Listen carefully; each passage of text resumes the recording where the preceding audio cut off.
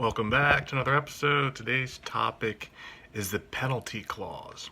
So, penalties, you hear about that pretty often. Usually, if you're watching sports, if you're playing a game, real life, everything has a penalty, and a penalty essentially is a consequence.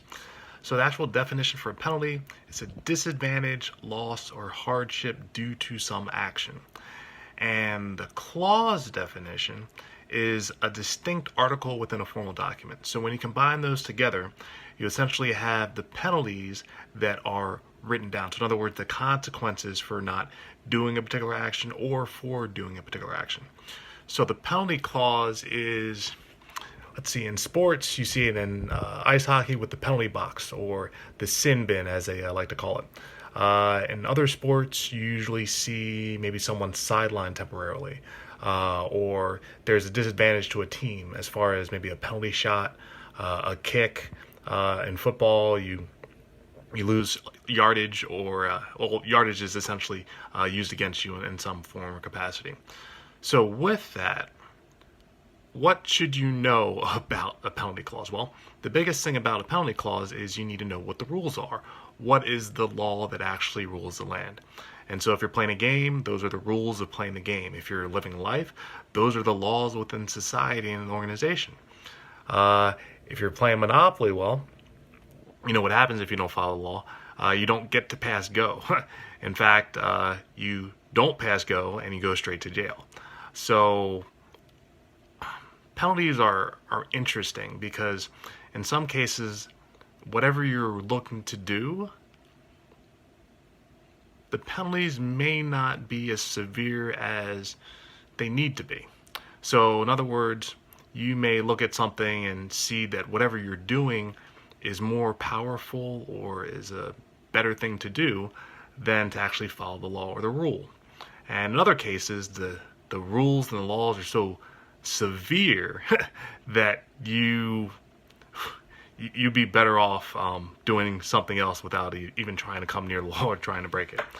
So the reason I bring all this up is because I believe that anytime I put a contract together, especially for my son Ethan, that I have a penalty clause.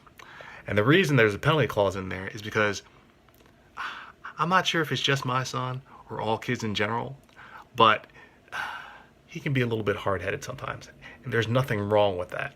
I may not have been as hard-headed as he was when growing up, but again, I'm saying that. My parents aren't saying that.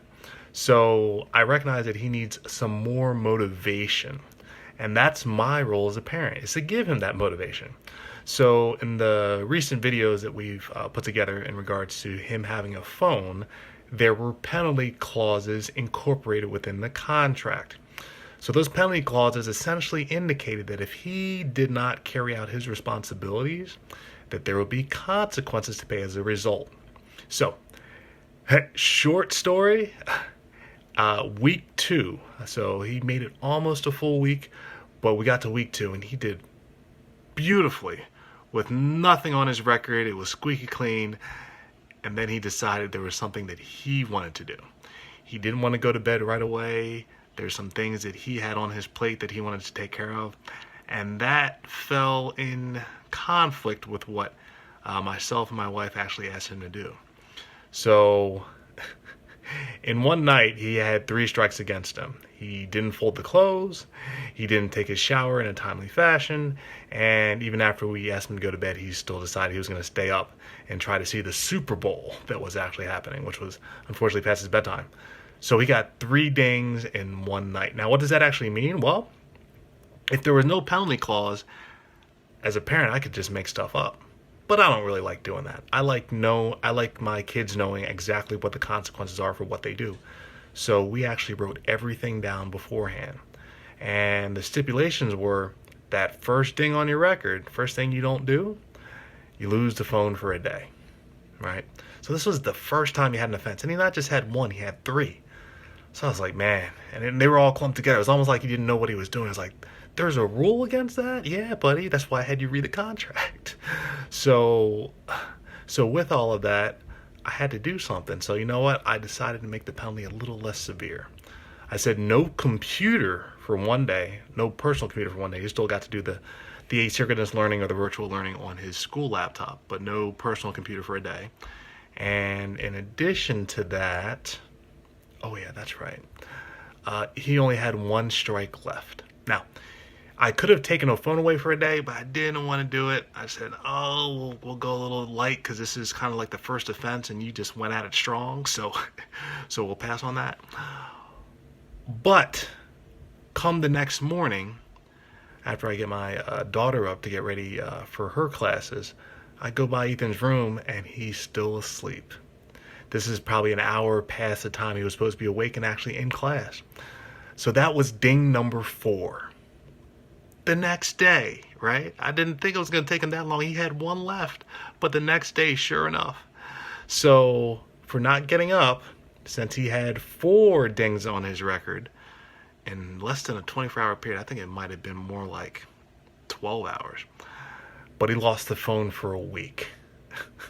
And he was just so dejected. He was just like, as soon as he didn't get up, he's just like, my alarm didn't go off. And I was like, buddy, really? I was like, how many alarms do you have in this room? You have a smart assistant, you have your phone, and you have an alarm. And if you really didn't think you were going to get up, you didn't want to set more than one alarm? Something tells me that you actually did wake up. You shut the alarm off and you went back to bed. But regardless, I don't care. Because that's your responsibility, not mine. So since you couldn't handle your responsibility, you lose the phone for a week. So that was his penalty. So man, he was just, oof, he took it hard. But you know what?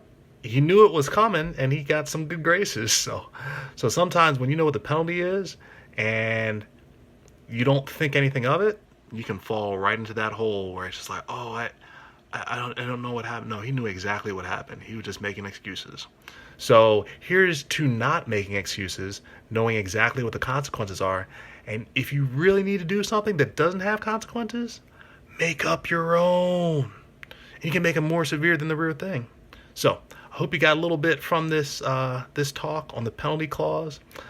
Sometimes it's not bad to get a penalty, but other times when you know it's not worth it, it's not worth it. All right. So there's more to come. Stay tuned because Ethan, he's always full of something new. So there's a new story to follow this one, and you definitely want to tune in. All right. Bye.